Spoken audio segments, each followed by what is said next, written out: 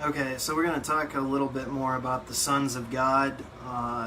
We talked about it a little bit in the previous talk on Genesis chapters 4 through 6. Before I start this talk, I just thought I should maybe mention something that might be relevant to some of the passages we've been looking at recently. Apparently, people who are more knowledgeable in the Hebrew language, and they've noted both the early chapters of Genesis and the book of Job read at least somewhat more like poetry, especially in the original language. So why this is important is that these sections of the Bible were not written primarily with the intention of passing on a literal historical or scientific account, but far more importantly than that, they tell us about higher truths. They tell us about the nature of humanity, the nature of God, and our relationship with Him. The message is about how we might establish that relationship and strengthen it and avoid sin. Since these accounts are written more in the style of poetry, they use symbolism, metaphors, and even hyperbole. So I keep that in mind and look for the spiritual message in the text and not try to get too hung up on questions of history and science that are not necessarily important to the message.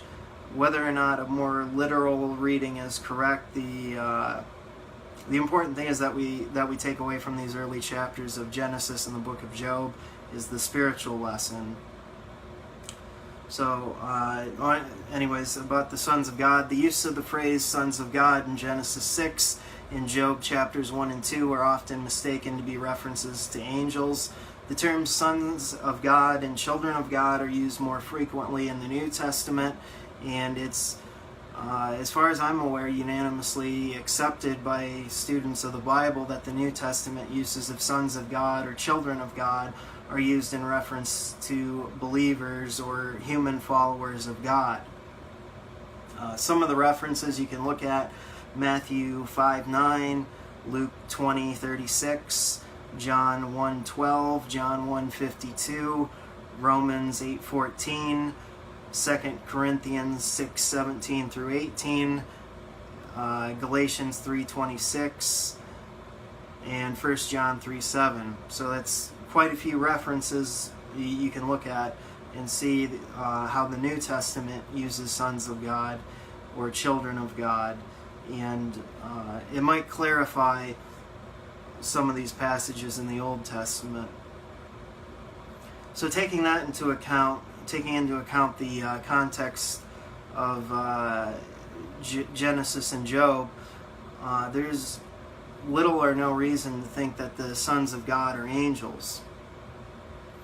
It's usually only when readers of the Bible come to these passages already having a preconceived notion of fallen angels that they find compelling the idea that the Satan in Job is a fallen angel, or that the sons of God in Genesis 6 are fallen angels. The sons of God in Genesis 6 and Job 1 and 2 are the followers of God in their respective times and locations. So there were no Israelites or Hebrews at this time. That doesn't come in, that's not a thing until after Abraham. So the patriarch Jacob was also given the name Israel, and we read that in Genesis 32:22 through 31. So that's why his descendants are called Israelites. The followers of God who came before Jacob would have used some other designation, or at least we'd have to use some other designation since there were no Israelites at that time.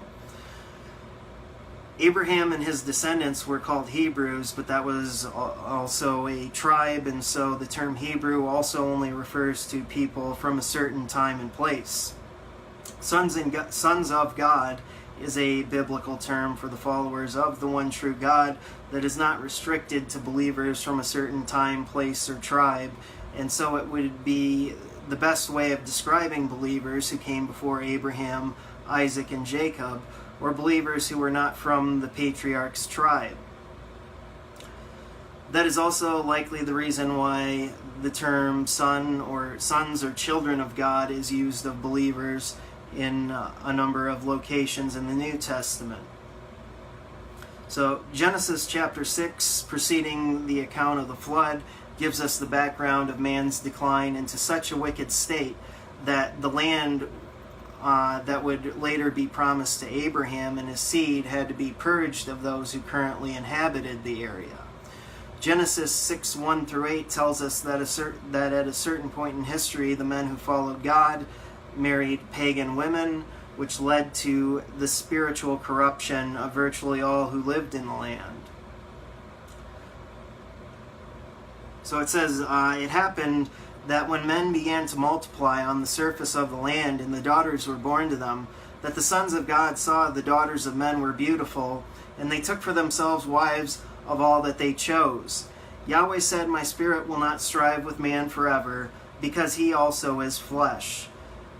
Yet will his days be 120 years. There were Nephilim, or aggressive men, in the earth in those days, and after that, when the sons of God came in to the daughters of men, they bore children to them. Those were the mighty men who were of old, men of renown. Yahweh saw the wickedness of man was great in the earth, and that every imagination of the thoughts of his heart was only evil continually. Yahweh was sorry he had made man on earth, and it grieved him in his heart.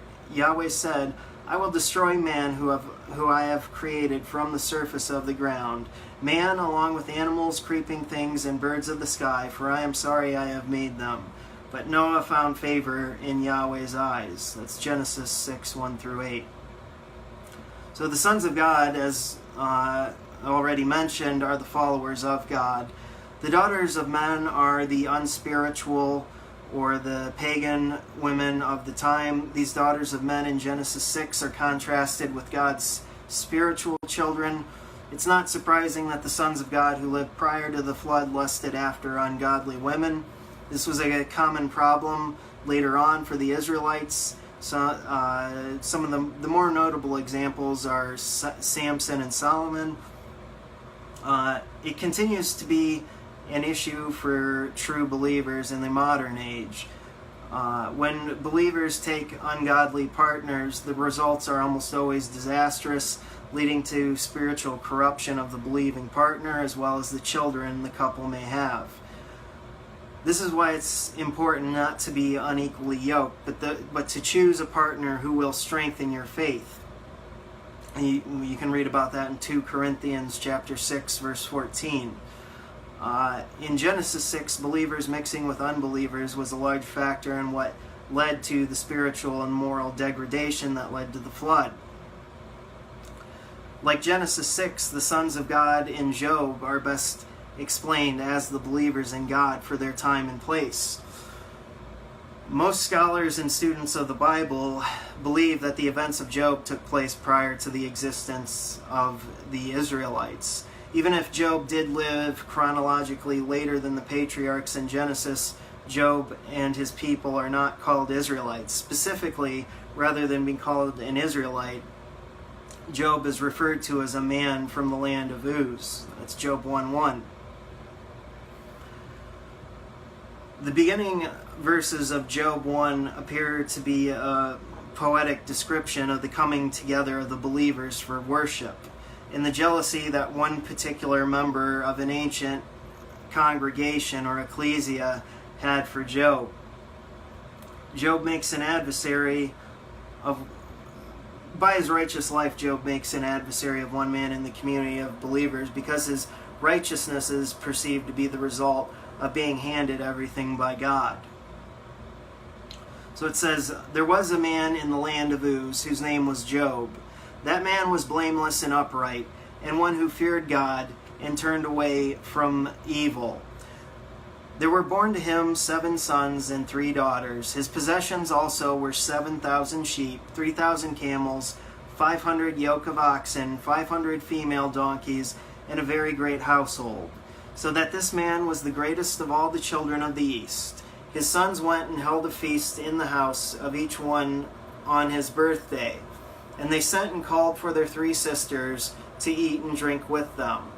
It was so, when the days of their feasting had come to an end, that Job sent and sanctified them, and rose up early in the morning, and offered burnt offerings according to the number of them all. For Job said, "It may be that my sons have sinned and renounced God in their hearts."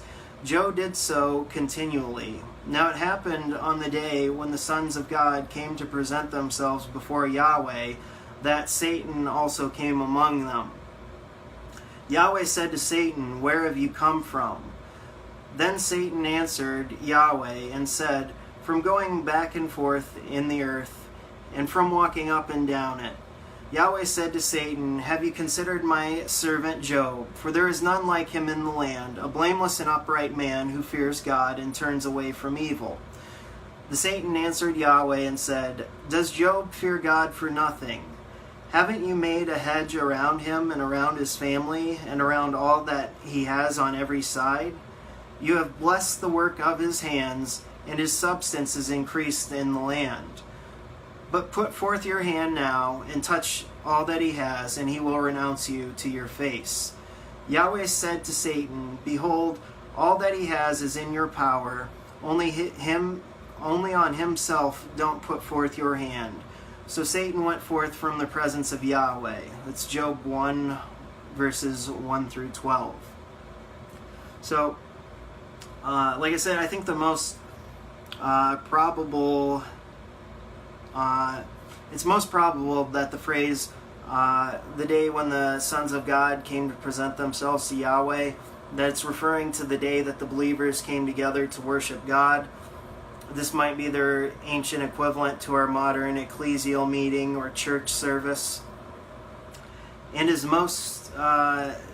many of you may know, Satan is simply the Hebrew word for adversary. The Satan in Job 1 is more likely, I think, a disgruntled believer who is just furiously jealous with Job's piety and prosperity. It's just a problem with jealousy, and it's a common problem even among believers. The Satan in Job disappears, though, from the story after the second chapter, and it's actually God, or the angel of God, who sends calamity on Job and his family. There is no cosmic monster called the devil or Satan that is terrorizing Job for the sake of watching him suffer. God is in control and has a reason to consent to afflicting Job and his family. This is made especially clear when we consider nowhere in the entire book of Job is the subject of fallen angels actually addressed. It's because I think there is no such thing. Every person in the story takes for granted that God is behind everything bad that is happening. The thought of fallen angels does not even cross their minds. So it doesn't seem reasonable for us to assume that when the narration doesn't, none of the people in the story do. So there's many reasons why God may have us suffer. A couple passages you could read about it are Romans 5, chapter 5, verses 3 through 5, 2 Corinthians chapter 1, verses 3 through 4, Colossians 1:24, 2 Timothy 1:8, Hebrews 13:3, 1 Peter chapter 2, verse 21, and chapter 4, verse 1. So, as far as suffering, sometimes God allows this to happen for our own good, which it may seem kind of counterintuitive that you're suffering for good, but there is a reason, and sometimes it's for the benefit of others. It's a sad fact that people commonly resent others who seem to have an easier life or live a more righteous life. The one adversary who is mentioned in the book of Job, the man who despises Job's righteous and prosperous life, is probably not the only one in the community that was jealous of Job and wanted to see him suffer.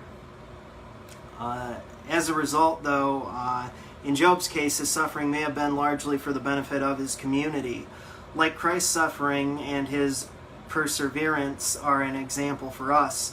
On a smaller scale, Job's sufferings and perseverance set an example for the believing community of his day, especially. And this story is one that should inspire us to persevere in faith, no matter what troubles we face. His suffering also would have produced perseverance in him. It would produce character and ultimately hope when he overcame his suffering through his faith in God. The perseverance, character, and hope that Job's trials produced would also have equipped him with the ability to better comfort his neighbors in their times of suffering. Job's story is also a good lesson why we should not wish or pray for harm to befall another person, especially a brother or sister in Christ. You think in James's epistle it says we shouldn't even curse a person because they're made in the image of God. So the thing, I guess, to take away though from all this is that the sons of God in Job and Genesis are not angels, but they're humans.